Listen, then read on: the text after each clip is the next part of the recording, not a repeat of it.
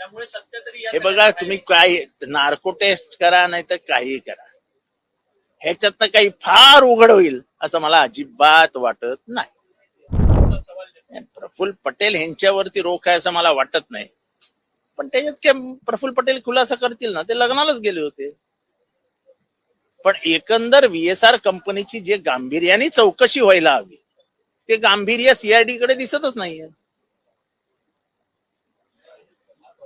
तो मालक बाहेर फिरताना दिसतोय, आतमधनं बातम्या येत आहेत की इन्क्वायरी चालू होती तेव्हा तो क्रिकेटची मॅच बघत बसला होता. अशा प्रकाराने जर चौकशी होणार असेल तर मजा आहे. याच VK सिंगने या सगळ्या CIDच्या दबावात असं देखील मत नोंदवलंय की जो काही सुमित कपूर जो पायलट आहे त्याची तो प्राथमिक दोषी आणि त्याची चुकी आहे, त्याची दोषी. आता तो दोषी आहे तर मग मालक दोषी नाही का? हे किती सोपं आहे. सुमित सिंग गेला, त्याच्या चुकीमुळे दादा गेले, त्याची चुकी आहे, माझं काय? अरे विमान तुझं, विमानाचा मालक तू, कोणाला नोकरीवर ठेवायचं ठरवणार तू, तपासण्या तू करणार, सगळं तुझ्या सहीने सही होणार, आणि बेशरम सारखा सांगतो की सुमित सिंगची चुकी आहे. अरे आम्ही आमचा एक माणूस गमावला ना त्याच्यात.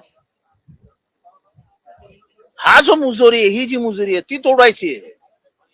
या सगळ्या प्रकरणामध्ये, या अजित पवारांच्या मृत्यूच्या प्रकरणामध्ये जेवढे कोणी चौकशीच्या फेऱ्यामध्ये आले त्या सगळ्यांची नार्को टेस्ट होणं गरजेचं आहे का? कारण की त्यामुळे सत्य तरी. हे बघा, तुम्ही काय नार्को टेस्ट करा नाही तर काही करा, ह्याच्यातनं काही फार उघड होईल असं मला अजिबात वाटत नाही. जय पवार यांनी रोहित सिंगचा विमानामध्ये कॉकपिट वरती झोपतानाचा एक व्हिडिओ टाकलेला होता.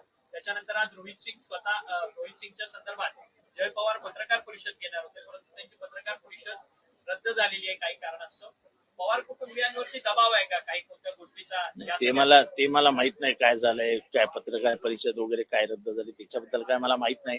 पण एकंदरीतच या प्रकरणातनं काही फार मोठं गुपित बाहेर काढतील, फार मोठी इन्क्वायरी होईल, फार चौकशा होतील, याबाबत मी साशंक आहे, किंबहुना मला वाटतच नाही.